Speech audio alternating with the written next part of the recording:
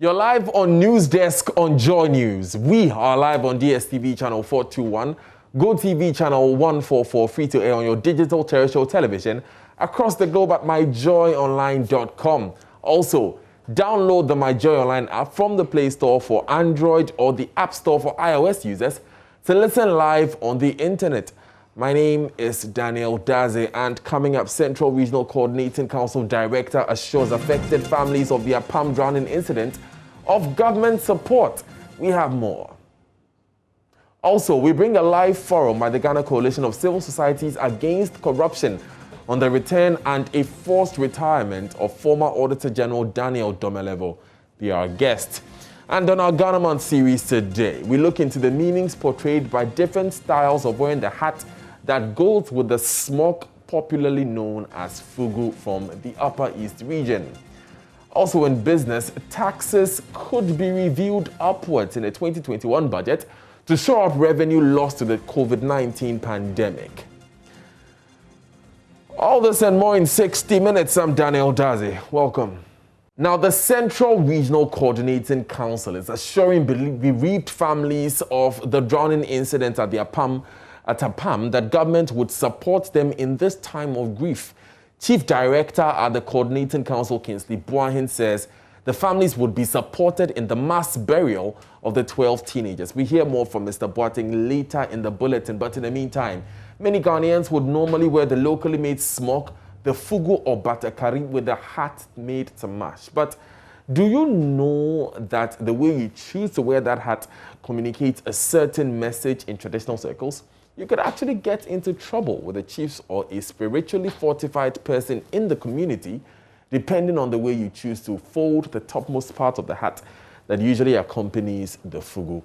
For our Ghana Month series, JoyNews' Upper East Regional Correspondent Albert Sori visits the fugu market in Bolgatanga to get a better explanation of the various meanings portrayed by the different styles of wearing the fugu hat. Now, we have all visited one of these smokes markets anywhere in the country to purchase for ourselves one of these beautiful Ghanaian traditional outfits, the batakari or fugu, or simply the smoke, depending on how you prefer to call it. Many of us, when we buy a smoke, would most likely buy one of these hats to accompany the smoke that we buy. But what you probably did not know is that how you wear this hat communicates a certain meaning traditionally. You probably also do not know that if you wear this hat the wrong way in the presence of certain people in our traditional settings, you could get yourself into trouble. You might even end up paying a fine. I'm here at the Bolgatanga Smokes Market to talk to Isaka Munkaila, who has been selling smokes for over 2 decades now, to tell us the different meanings that come with the wearing of the hat that accompanies the smoke. Basically, the hat, it has a meaning of wearing it. To the best of our knowledge, the chiefs only have one way of wearing it, except they want to wear it a different style. But the style that the chiefs are wearing, what they do is that this is how the chiefs will wear. So if they wear it and they will pull it back. So if they pull it back like this, it means that they have a lot of followers and they are head of communities. The other thing is that when you go where there is a lot of chiefs, or to go to chief palace and you wear it the way the chiefs are wearing, you are telling them that you are also one of them. So if you are not one of them, there is a lot of implication. Normally they have things that they will charge you to pay. Goats, ram, sheep and cows, depending on how the chief will take the issue. So therefore, if you are not a chief and you are a layman, you don't have to wear it the way the chiefs are wearing. The laymen, like some of us like this, we can leave it this way. If you leave it this way, you are only acknowledging the presence of God at everywhere you go. That one, it has no any implication. If you don't want it this way, you can pull it this way too. That's the right hand side. So the right hand side, the literal meaning too is that you belong to everybody, whether old, young, you are friends with anybody, so you don't have problem. So if you don't want it the right hand side and you pull it the left hand side, basically it's still the same meaning this way. It's still the same meaning. The other style is that when you pull it in front like this, it shows that spiritually you are spiritually strong. So if you are spiritually strong, this is how you wear it. So if you are spiritually weak and you don't have a lot of juju, you don't venture to wear it this way. Because if you wear it this way, and anybody who is spiritually strong may see you and think that you are also strong, and he wants to try his juju on you to see how you are also strong. So therefore, you don't wear it this way. So after what I have learned from Munkaila today, I have decided that I will always wear the hat for my smoke this way. At least I'll be telling people that I am everybody's friend and I don't have a problem with anybody. What I certainly do not want to do is to wear it this way and maybe invite a spiritual attack for myself. Whichever way you see it, we are in the Ghana month, and traditional beliefs, traditional connotations, or whatever you want to call it, are all part of the Ghanaian culture. So the next time you buy one of these, just be careful how you wear it and where you wear it the way you wear it. From the Bolgatanga Smokes Market, my name is Albert Sorry, reporting for JoyNews. I need to be one of those smokes for Friday so that I can wear it the way it's supposed to be worn when I'm here in the studio. But I'm the king of the studio anyway, so I can wear it in a very jaunty manner. Let's go back to our earlier story. The Central Regional Coordinating Council is assuring bereaved families of the drowning incident at Apam Government Studio that they would support them. Well, Apam, that government would support them in this time of grief, I should say. Let's hear Kingsley Boahen, his chief director at the Coordinating Council. Okay, we will hear from him very shortly, but first, a recap of what has happened so far in the search for children drowned. The news of the drowning was such that their Palm Town folk had never seen before. 12 teenagers perished when they went swimming in the Apam beach on Sunday. 14-year-old Christopher Wizi was one of the 12 people police have confirmed drowned in the sea. Mother of Christopher, Faustine Emisa, narrates how his son left the house that fateful day. I mean, down with an Amaka, number 3. It's a milk red wamba, Anna, by a 5 a feature for in your band, your banam bon yamu. Now, meaning the Bessia opinion, Yaka the Christopher Norpe, and Monason.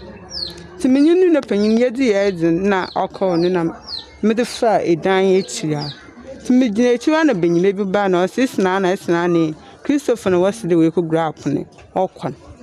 No one marks some phone number friend of Papa Day.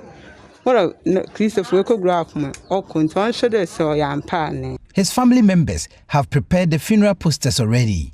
One of the survivors of this incident, a 15-year-old, speaks about the event leading to this debacle. Sir, in Sunia Loquan, or Jab Belgian, you to me a jolly bar. The bar no be moving and on the fire things. Or giants, some a to be. I super no giants soon tonight. The doors in the blade, bear 25. Nay, your doors be blade, but as such in a bar and before being quiet and sana. In the second bar, never find a coil. No giants see a monica see. It's near to me a jolly by timber back penny. And nay, a jolly one, I'm not a cravat. Says I know you. Yada kwetche too much. Nti yesu ko jale. Obi mu ba, obi mu for school. Obi mu for school na dey na ba ko jale nti yade. Nti dey bia jale, Sunday bia jale. nti yɛn say Sunday we dey omo fa yakura. Police at Apam say they are investigating to ascertain why the teenagers went to the beach despite the restrictions placed on the operations of beaches as a result of the COVID-19 protocols. Family members and community folk here are distraught. They are broken and inconsolable.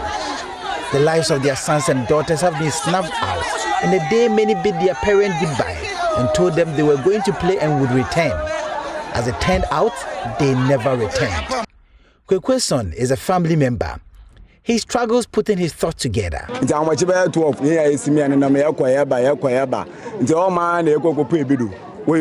Some are yet to look for the whereabouts of their children. We began searching for them. We retrieved 2 bodies and then 5 bodies. We went ahead and we still could not find our relative. We continued our search and we are still searching.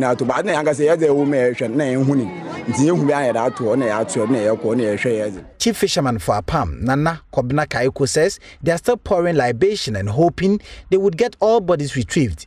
He does not rule out superstition. You have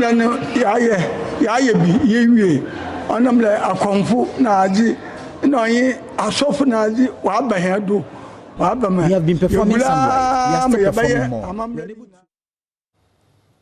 Now, that was a package giving us a recap of what's happening at Apam. Let's take you to the CDD's conference room, where the Ghana Coalition of Civil Society Organizations Against Corruption are holding a forum on the return and forced retirement of former Auditor General Daniel Domelevo.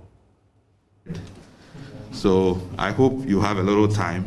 Indulge me, because these matters and these statements are very important for the public record and for posterity. First, commendation. Now, prior to setting out the facts and circumstances surrounding Mr. Domelevo's forced retirement, we wish to take this opportunity to, on behalf of the nation, commend and congratulate Mr. Domelevo for his distinguished service to the country as Auditor General. Today at 4 p.m. at the Christ the King Catholic Church, all of us, other well-wishers, will join Mr. Domelevo and his family to give thanks to God for a life of service. Now, we are doing this to signal to other hard-working public servants and citizens that we appreciate what they do. We also want to use this opportunity to highlight some of Mr. Domelevo's achievements during his tenure as Auditor General of Ghana. First, the exercise of the Auditor General's surcharge and disallowance powers. Since his appointment, Auditor General Domelevo has discharged the responsibility of his office with exceptional dedication. The powers of surcharge and disallowance, which are attached to the office of the Auditor General, has never been exercised in the history of the Fourth Republic, but was activated during his tenure, thanks to the decision of the Supreme Court in Occupy Guyana versus Attorney General 2017, and has been applied vigorously. Through his diligence and commitment to protecting the public purse, Mr. Domelevo successfully recovered for the state tens of millions of cedis in unauthorized spending or misappropriated funds. So, for instance, in 2018, the Office of the Auditor General, leveraging his surcharge and disallowance powers, successfully recovered a total of $67.32 million, which is about $11.7 million into government coffers. Second, improvement in asset declaration administration. Under his leadership, the Office of the Auditor General implemented an electronic data system to handle declarations made by public officers with respect to their assets and liabilities, as is required under the Constitution.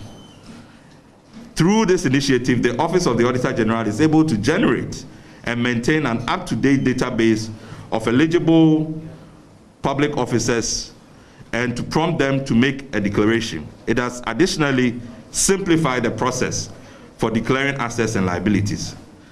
While the legal regulatory framework for asset declaration of public officers still requires significant reform, Mr. Domelevo deserves commendation for this initiative. Third, compliance with timelines for submitting annual audit reports to Parliament. under Mr. Demlovo's leadership, the Office of the Auditor General consistently submitted audited public accounts to Parliament on time, as required by Article 1875 of the 1992 Constitution. The only time the discharge of his obligations was delayed was during the emergence of the COVID-19 pandemic in Ghana in 2020. This delay was also occasioned by the President's directive to the Auditor General to proceed on leave at a time when work on the public accounts was still uncompleted in June 2020. Really, Mr. Demlovo's exemplary work has not gone unnoticed. The World Bank, in its 2020 global report titled Enhancing Government Effectiveness and Transparency, the Fight Against Corruption, pages 308 to 310, singled out Ghana's Auditor General for praise for the positive impact of his work on public accountability efforts in Ghana.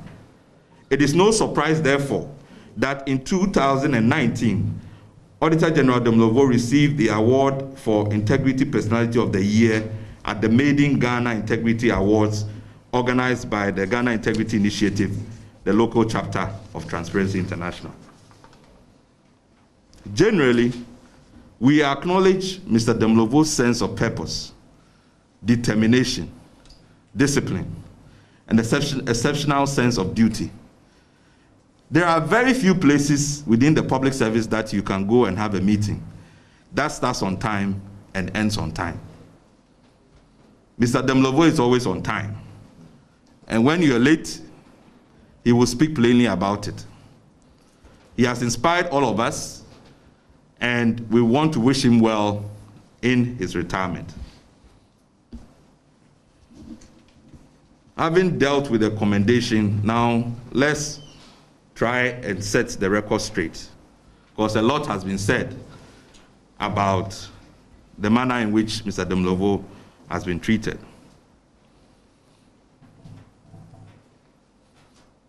The facts and circumstances which led to the forced retirement of the Auditor General. The coalition believes that the manner in which the questions regarding Mr. Demlovo's date of birth, which formed the recent basis for the President's letter, were not handled in accordance with the constitutional directive in Article 23, that administrative actions should be handled fairly, reasonably, and in compliance with the due process of law. The coordinated actions of the Office of the President and the Audit Service Board Chair on this matter further confirms our belief that Mr. Demlovo has been unfairly targeted. But to fully appreciate the matter at hand, we wish to take the opportunity to set out in detail the facts and circumstances which led to the forced retirement of the Auditor General. The chronology of events. First, Auditor General Demlovo's petition to President Akufo-Addo. So on or about July 27, 2018, the Auditor General petitioned President Akufo-Addo over the claims that the chairman of the Audit Service Board, Professor D.R. Juman, was undermining his authority and or interfering with the work contrary to law. Amongst the claims Mr. Demlovo made against the chairman in his petition to the President were: 1, procurement manipulations, interference with audit processes, and 3rd, unlawful circulation of audit findings. With respect to the alleged procurement manipulations, Auditor General Demlovo indicated in his petition to the President that the board chair had instructed Mr. Johnson Ekuamwa-Esiedu, a Deputy Auditor General, and Mr. Ebenezer Aglomasa, a procurement officer, to replace some firms which have been awarded contracts with firms of the chairman's choice. This was done without the knowledge or consent of neither the Auditor General nor the Public Procurement Authority. This was according to Mr. Demlovo. Section 92(2)(b) of the Public Procurement Act 2003 makes it an offense for a person to directly or indirectly influence in any manner or attempt to influence in any manner a procurement process to obtain an unfair advantage in the award of a procurement contract. According to Mr. Demlovo, the chairman admitted to the offense with the excuse that the law did not exist during his tenure as office as Auditor General.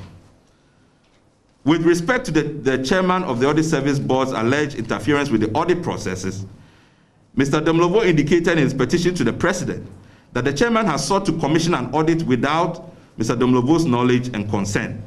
When questioned by Mr. Demlovo, the chairman said that he thought the audit in question was below Mr. Demlovo's level as Auditor General. Ladies and gentlemen, as you know, by the constitutional architecture of the Office of the Auditor General, only and only the Auditor General or a person authorized or appointed by the Auditor General has the mandate to audit and report on the public accounts of Ghana. Therefore, Professor Diadman's attempt to commission an audit without the Auditor General's authorization was in breach of the 1992 Constitution. Now, despite all these indiscretions and alleged breaches of law by the chairman, the Auditor General, instead of taking legal action, petitioned the President seeking his intervention because, according to him, he thought that it was an attempt to settle the matter administratively. He believed that there was no reason whatsoever to believe the President's administration is behind these infractions, and therefore it will be better to deal with it administratively. Of course, Professor Diadman denied these claims and accused Mr. Demlovo of failing to cooperate with the Audit Service Board. In counter, on and about August 6, 2018, the chairman and some members of the Audit Service Board wrote to the President to report the conduct of the Auditor General. Among accusations made against Mr. Demlovo by the Audit Service Board was 1, the Auditor General's failure or refusal to notify the board of his official trips abroad. 2, the Auditor General's penchant for making public statements that were sometimes embarrassing to the audit service and inimical to the safety of audit service staff. 3, publication and distribution of audit reports without recourse to the board. Lack of accountability and transparency. The board also accused Mr. Demlovo of not recognizing their role and procuring vehicles for the audit service without due process. The President, on or about September 12, instructed his Executive Secretary, Nana Asante Bediatu, to look into the Auditor General's petition and report of the outcome. To this day, the public is yet to be informed of the Executive Secretary's findings and or the outcome of his task to resolve the matter. And as we know, that matter was never resolved. Now, ladies and gentlemen, it's important to understand that all the while as the impasse between Mr. Demlovo and Professor Diadman was going on, Professor Diadman was acting as secretary to a cabinet committee conducting investigations or forensic audits into key transactions undertaken by the previous Mahama administration. Now, that said committee, in carrying out its investigations, contracted some private firms to assist with the investigations. Among these firms were Kroll Associates. Now, it is curious how the board chairman of an audit service, a state agency responsible for independently auditing all public accounts, will act as a secretary to a cabinet committee which was conducting forensic audits into transactions initiated and entered by a previous administration without being engaged in a conflict of interest or a conflict of duties. And it was clear that the prolonged unprofessional entanglement that the board chair had placed himself in with the executive was going to lead to a clash. I think the only analogy that you can think of is the chairman of the Judicial Council or somebody like that working for the Attorney General. It's so odd. You know, it could easily have been resolved if that's what they wanted the board chair to do. He can leave as a board chair and serve the cabinet committee. But to be in this conflict of interest, there was always going to be a problem of interference because the Auditor General audits all public accounts, including the work that the subcommittee was doing. So enter into the fray the former senior minister and then Kroll Associates. So in that same year, the Office of the Auditor General, in its report of December 2018 on ministries, departments, and agencies, indicated that during the review of the contract with Kroll Associates, we noted that there was no evidence of work done. The Finance Ministry in 2000 paid $1 million to the company. Auditor General Demlovo therefore surcharged the former senior minister, Mr. Yaofa Mafo, and 4 other officials of the Finance Ministry over the payment of the $1 million to Kroll Associates for consultancy services. Then on December 20, 2019, Kroll Associates, the former minister, and the 4 officials appealed against the Auditor General's surcharge at the High Court. Now, one of the key issues before the High Court was whether or not the services Kroll Associates contracted for had been rendered. At the High Court, the Kroll Associates contract documents were argued by counsel for the former senior minister to be a matter of national security, and therefore had to be inspected privately rather than in open court by the Auditor General. The High Court Justice Efiasewa Asaribotre referred the matter to the Supreme Court pursuant to Article 135(1) of the 1992 Constitution, as the Supreme Court, by constitutional design, has the exclusive jurisdiction in the matters of national security. The Supreme Court ordered the former senior minister to make available the documents relating to Kroll Associates' contract for inspection by the Auditor General on July 1st, 2020. Interestingly, the Supreme Court did not make any determination on whether or not the documents were indeed a matter of national security. But on June 29, 2020, the Director of Communications at the Office of the President issued a press release to the effect that the President had directed the Auditor General to take his accumulated leave of some 123 working days, with effect from July 1st, 2020. The President, per the release, further directed the Auditor General to hand over matters relating to his office to Mr. Johnson Ekuamwa Siedu, a Deputy Auditor General, to act as Auditor General until the return of the Auditor General from his forced leave. It is interesting to note that the directive was made to take effect the same day, i.e. July 1st, 2020, when the Auditor General Domlovo was to inspect the documents relating to the Kroll Associate contract in compliance with the relevant order of the Supreme Court. Subsequently, Mr. Johnson Ekuamwa Siedu, acting as Auditor General, inspected the documents, okayed them, and on July 2nd, 2020, wrote to the Office of the Senior Minister that the Audit Service has inspected the documents and therefore the case can go back to the High Court for final determination.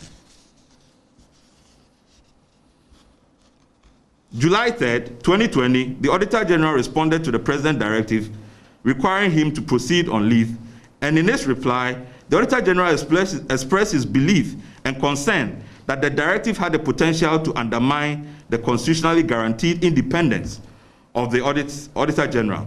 He drew the President's attention to certain duties he was performing at the time in his capacity as Auditor General and implored the President to reconsider the directive, instructing him to proceed. And we all know that this probably even infuriated the President. And on July 3rd, 2020, in reaction to the Auditor General's letter, the Executive Secretary to the President wrote back to the Auditor General that his forced leave has been extended from 123 working days to 167 working days. The additional days ostensibly covered leave days for the current 2020 year. Then come July 28, Auditor General, after having been on voluntary leave for 21 working days, went to his office to pick documents, but to his surprise, the locks to his office had been changed without notice to him. And then finally, on May 26, 2020, the High Court delivered its judgment in which it indicated that it was satisfied that there were grounds to set aside the findings and surcharge made by the former minister and 4 others.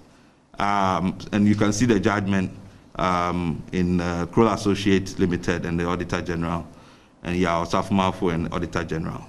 These are consolidated suits. So without commenting on the correctness or lack thereof of the High Court decision, we are persuaded that any objective mind and well-meaning Ghanaian presented with these facts and circumstances will ask questions about the propriety of the President's actions. Let me deal with this small matter of inconsistencies in the date of birth of Auditor General Domlevo. And I've seen videos going around of Mr. Domlevo talking about people staying in office, after 60 years and so on. Part of the propaganda that has been put around left and right. On March 3rd, a letter issued by the Office of the President constructively and without legal justification retired Mr. Domlevo as Auditor General on grounds that he had attained the age of retirement based on his alleged date of birth being June 1, 1960. Now, it is important to note that the Audit Service Board has no authority under the laws of Ghana to determine the accuracy of Mr. Domlevo's date of birth. In addition, given the series of confrontations and the Audit Service Board, particularly its chairman, Procedure Adman, had with Mr. Domlevo, it was only fair and consistent with the rules of natural justice for the matter to have been referred to the appropriate state agency or authority for its determination. I mean, think about it.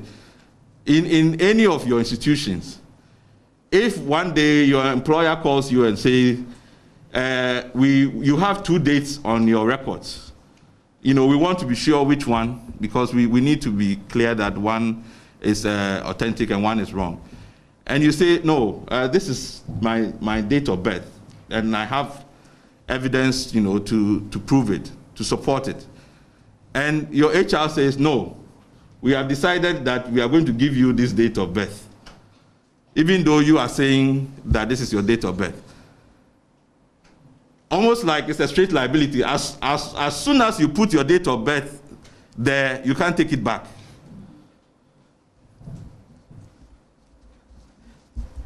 It's ridiculous. And the danger about these things is that it sets precedents. And we have to be careful about these things. So the manner in which this was handled was, completely inappropriate. So based on the actions that have been taken, should the state believe that Mr. Domlevo was born on 1st June 1960 because the Audit Service Board chair has decided that this is the date that he prefers? Is that how dates of birth are determined in this country? The hurriedly orchestrated queries and decisions taken by the Audit Service Board, acting in concert with the Office of the President, and the President's unilateral decision to forcibly retire Mr. Domlevo on the same day he returned to post from an equally false accumulated leave confirms our belief that Mr. Domlevo has been unfairly targeted. The coalition notes with regret that the Supreme Court is yet to determine 2 suits relating to the constitutionality of the Auditor General's false accumulated leave by the President, which was filed by Professor Kwaku Asare and 9 CSOs in July and October 2020, respectively. In part, this delay in hearing these time-sensitive cases have rendered some of the issues raised before the court moot and has allowed a grave breach of the Constitution to fester, at least in our estimation. So let me conclude. These 2 suits pending before the Supreme Court go beyond the Auditor General Domlevo and the President's action. The suits border on the broader issue of whether or not a president could exercise administrative authority over independent constitutional bodies. Therefore, it is important for the Supreme Court to deal with these suits expeditiously to prevent any such action by a future president. In the interest of promoting good governance, constitutionalism, and public accountability, we do call on the Supreme Court to deal with these suits as soon as practicable. We also urge the Auditor General to take action against the Audit Service and the Presidency for administrative injustice. This is a matter that should definitely go to Shraj, because I think the Auditor General, for the interest of posterity, his own integrity, it's a matter that has to be established as a matter of law. That it cannot be just some administrative choice to certify that he was born on the day that he says he was not born. So it's just an oddity. And the only way you can deal with that is to invite Shraj to intervene and allow him to present the documentation that he has made, to the board, which the board said it was inadmissible. So the board is now sitting as a judge, jury, and determining whether or not documentation, even formal documentation, is admissible by them or not. The antecedents of the Demlovo matter has left a sour taste in our mouths and led us to question the commitment of our leaders to accountable governance. It is a wake-up call to all well-meaning Ghanaians to be citizens and not spectators, to speak up and not stay silent when such manifestly unfair treatment is meted out to individuals who are trying to do their job, and to do so with integrity. And doing it in the public interest. This is one of the things that we complain about almost on a daily basis. Now, when we find people who are trying to help promote the public interest, you know, we do this to them. Which young people are going to follow suit to do what is right? If we want social and economic transformation, silence is not an option. And after 64 years of independence, we owe it to this generation to chart a true democratic path that is inclusive and meritocratic. So thank you all for your attention, and God bless you, and we'll take your questions. I warned you that it was going to be long.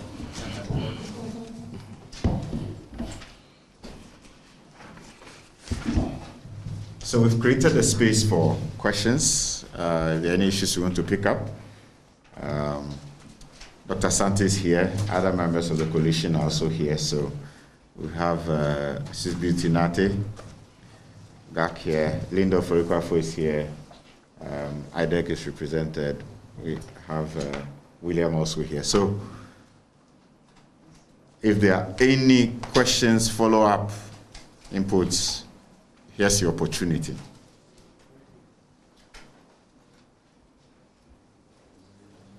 All right, thank you, sir. I just want to take your thoughts on two issues. First, yesterday during the State of the Nation address, the President spoke about the fact that his government is a government that does not fear accountability. You work within the governance space and assess government, and I just want to take your views on that. And secondly, in relation to Mr. Demlovo specifically, are there any demands that you are making of government at this stage, or you hold a view that, I mean, it's the die is cast as far as any government action is concerned?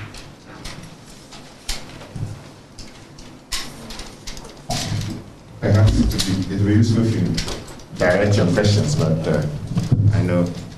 Let's take a couple, so maybe one or two more. Unless I don't see any other. Okay, Kuja, I think you should proceed.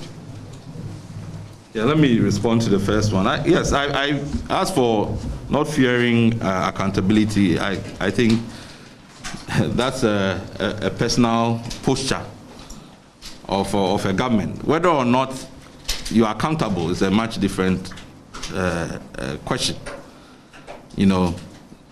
So, and the accountability is to the Constitution, is to the principles of governance, democracy, that when presidents, when governments are campaigning, parties are campaigning, they speak so, you know, loosely of. But the test is really what you do. The test is really what you do, and the signal that it sends to everybody within the system. We have a democratic accountability system that requires that everybody subjects their powers to the Constitution. So when people are doing their job, I mean, why is it so scary, the idea that an Auditor General that is clothed with independence, is tenured, can surcharge a Minister of State? As if it's some taboo that nobody has heard of. But that's exactly the kind of job that an Auditor General is supposed to do. So these signals, these things might be little, it might be easy to do, but it is important that, you know, for those of us who are watching and trying to build a democratic society, the ripple effects are huge because it sets precedents. So this matter for us, as we said, that is why this is the first time we have taken any matter to the Supreme Court. Because the implications of what the president is claiming in terms of the extent of his administrative powers is hugely significant. The president is claiming that he can do the same to the Chief Justice and send him on forced leave. He can do the same to the Electoral Commissioner and send her on forced leave. He can do the same to the Shraj Commissioner and send them on forced leave. So the issues are not just about, as we've said, about today. Yes, Mr. Domlovo's time, in 3 months' time, he was going to retire anyway. And we are not, just to answer your question, no. We are not going to, we tried it in the past and we didn't get any positive response, and I don't think anybody is incentivized to pursue that course. Mr. Domlovo himself, because he's offering Thanksgiving today, has decided, to bring matters to an end. But as we've said, as a matter of principle, this question about the date of birth, because really, for me, I really don't want anybody to be standing anywhere saying that on the matter of Mr. Domlovo, it was about promoting the rule of law or upholding it. Please, nobody should be telling me that. This is not about upholding the rule of law. So that is why, setting the record straight, we want to put that in context, that it's not about enforcing forced leave in the public service. By now, all the ministers, even the president himself, would be on forced leave. So that is not about, because one of the principles of rule of law is we are all equal before the law. So is it Mr. Domlovo the only person that needs to be sent on forced leave, if indeed it's about promoting that particular provision of the course, even if that is accepted? So we are setting this record straight, because this narrative that somehow all of this is about just enforcing the law, please, it's not. The man has been unjustifiably targeted, and for somebody who was doing good for Ghana, for whatever reason, has been pushed out. That should not be the kind of Ghana we are building, and we shouldn't be repeating that. That is the message that we are trying to send. Any other questions? Yes, sir, your name and your question. My name is Odesi, I'm from Ghana. So you spoke about president, and we all know what's happened to the former special prosecutor. What then becomes of us if this actually keeps on repeating? What does the CSOs fear will happen if this continues? Thank you. I was hoping I'll prevent one of any other. I can pick 2 or 3.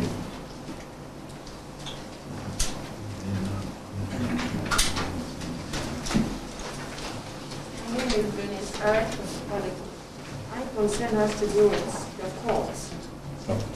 You spoke about the courts not calling the issue. So if the court doesn't call the issue any moment, or never, or it delays, what next?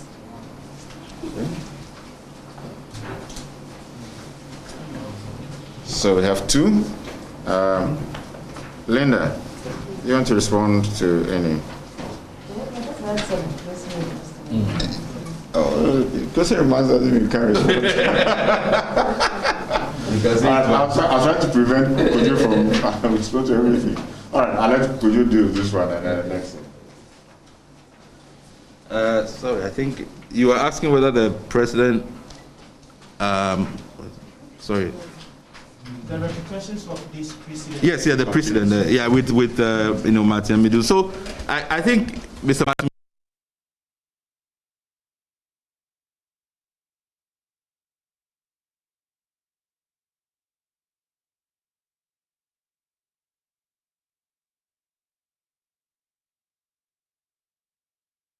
the expectation that it wanted to insulate it from political interference. Because we have, it's almost like it was a recognition of a problem that we had.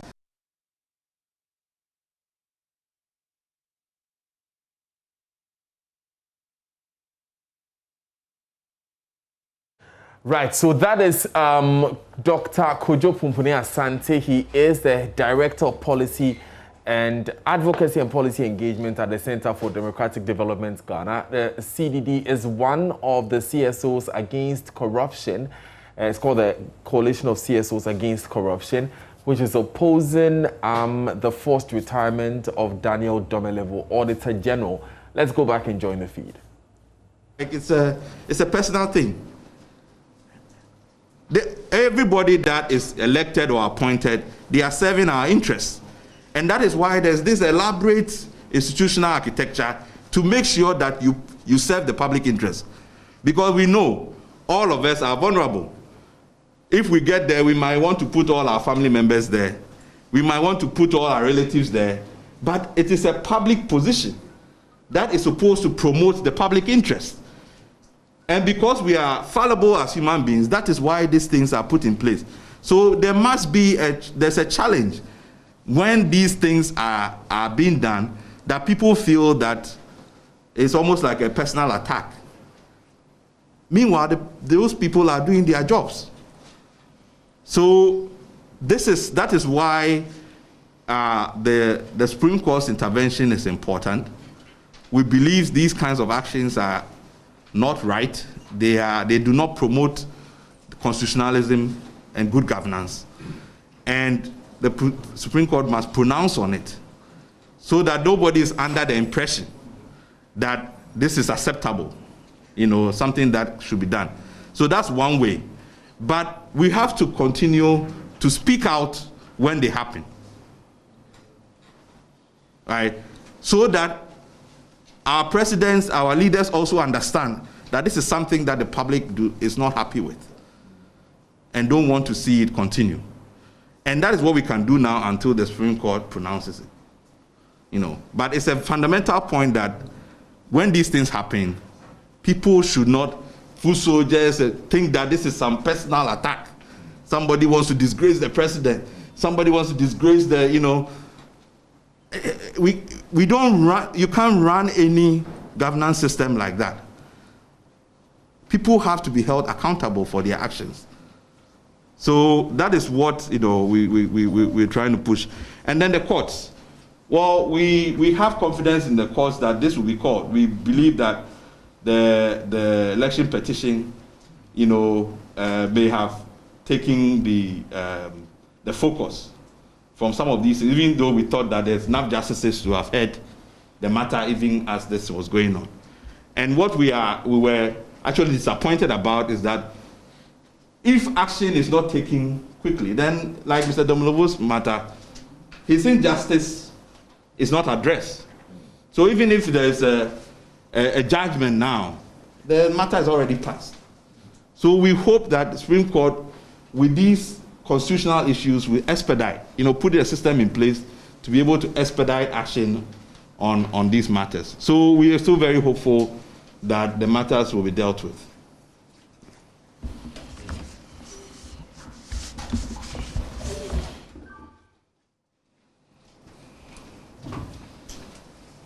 Any other outstanding matters, questions or issues on your mind?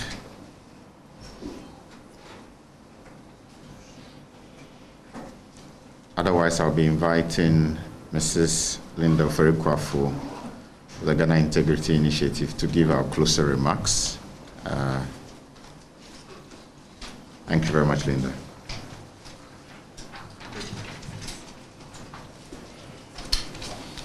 And even after the event, you're still open to engagements with all the reps here. I see many more joining us.